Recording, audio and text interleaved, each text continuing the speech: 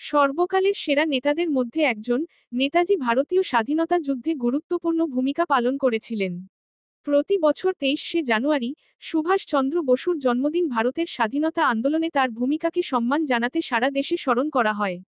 সমস্ত রাজ্য ও জেলার পাশাপাশি মুর্শিদাবাদের ফারাক্কা ব্যারেজে সকালে পতাকা উত্তোলন ও বিভিন্ন সাংস্কৃতিক অনুষ্ঠানের মধ্য দিয়ে 12টা 5-এ সাইলেন্ট বাজিয়ে ও ফরাক্কা ব্যারেজ প্রজেক্ট হাই স্কুলের ছাত্রীরা শঙ্খ বাজিয়ে নেতাজি সুভাষচন্দ্র বসুর 128তম জন্মজয়ন্তী মাল্য দানের জন্য শুভ সূচনা করেন।